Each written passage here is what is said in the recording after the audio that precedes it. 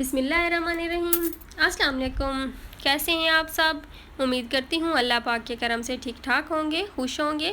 अल्लाह पाक तमाम देखने वालों को खुश रखे, आबाद रखे, आमीन सुम्मा आमीन। आज मैंने बनाया है मैंगो कस्टर्ड हलवा। तो रेसिपी शुरू करने से पहले आप सब लोगों से गुजारिश है कि जो मेरे चैनल पर नए हैं मेरे चैनल को सब्सक्राइब कर लें और घंटी के निशान को दबाना ना भूलें ताकि मेरी हर आने वाली नई वीडियो का नोटिफिकेशन आप तक पहुंच सके।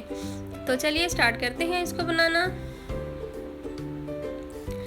यहाँ पर मैंने 3 मीडियम साइज़ के आम लिए हैं, पक्के आम लेने हैं और इनका छिलका उतार के हम इनको छोटे छोटे पीसेस में काट लेंगे। इस तरह 1 कप मैंने चीनी ली है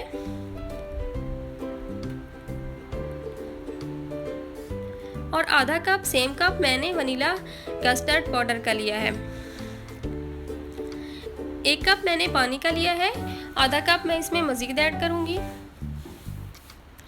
तो सबसे पहले हम आम को ब्लेंडर के जग में डाल के ब्लेंड कर लेंगे और साथ ही में हम इसमें चीनी भी डाल देंगे।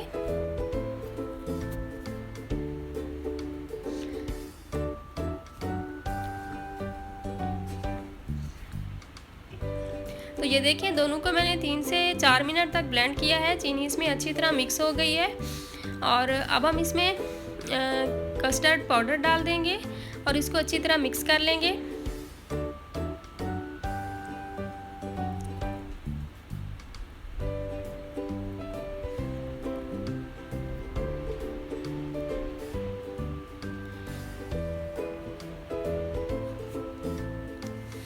अब हम इसमें पानी डाल देंगे 1 कप।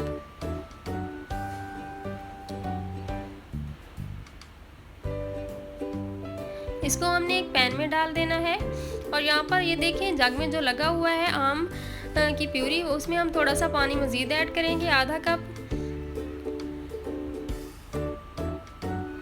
तो चम्मच की मदद से हम इसको अच्छी तरह मिक्स करेंगे ताकि इसको जब हम पकाएं तो इसमें गुठलियाँ ना बने।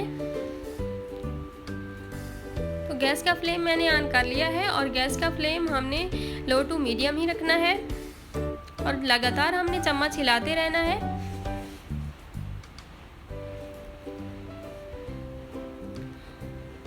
ये आप देख सकते हैं कि ये गाढ़ा होना शुरू हो चुका है और इसमें छोटी छोटी गुठलियाँ बन रही हैं, लेकिन हमने इसको चम्मच लगातार हिलाते रहना है ताकि इसमें गुठलियाँ ना बने।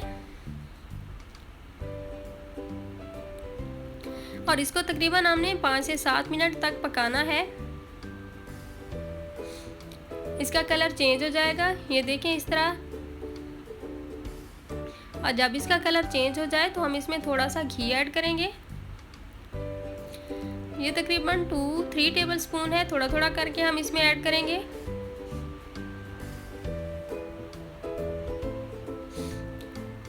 और हम इसको कुक कर लेंगे तकरीबन 3 से 4 मिनट तक। फ्लेम हमने इसका लो टू मीडियम ही रखना है।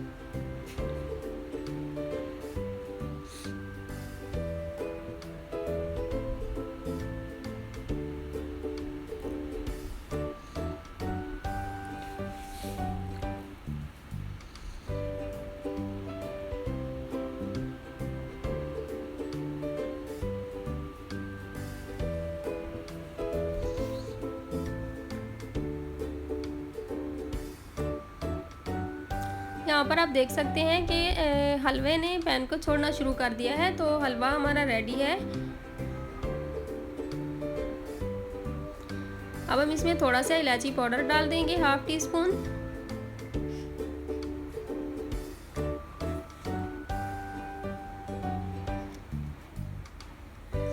थोड़े से हम इसमें बादाम डाल देंगे बारीक काट के। आप इसमें जो चीज़ें ऐड करना चाहें, कोकोनट वगैरह, वो भी डाल सकते हैं।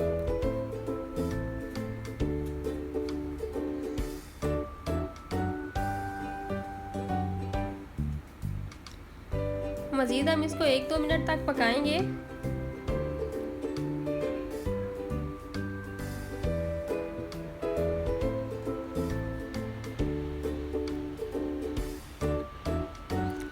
تو ایک برتن میں کوئی بھی ڈش لے لیں، کوئی بڑی پلیٹ لے لیں، اس میں ہم نے تھوڑا سا گھی یا آئل لگا کے اس کو اس طرح گریس کر لینا ہے آئل سے. اور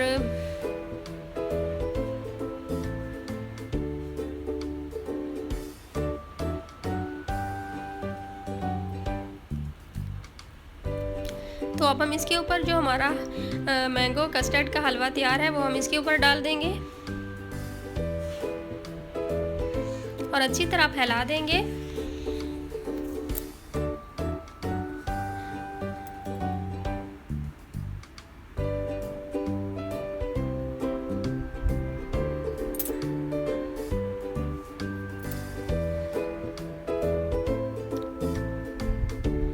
تھوڑے سے بادام بھی ہم اس کے اوپر ڈالیں گے.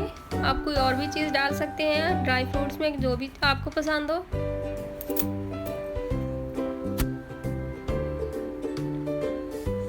ہم اس کو ہلکا سا ٹھنڈا کریں گے اور اس کے بعد ہم اس کو فریزر میں رکھ دیں گے. اور یہاں پر آپ دیکھ سکتے ہیں کہ میں نے آدھا گھنٹہ صرف اس کو فریزر میں رکھا ہے اور یہ بالکل جم چکا ہے. اب ہم اس کو چھری کی مدد سے یا پیزا کٹر کسی بھی چیز سے آپ اس کو چھوٹے چھوٹے ٹکڑوں میں کاٹ لیں اس طرح.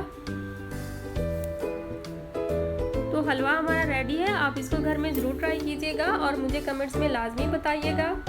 اللہ حافظ.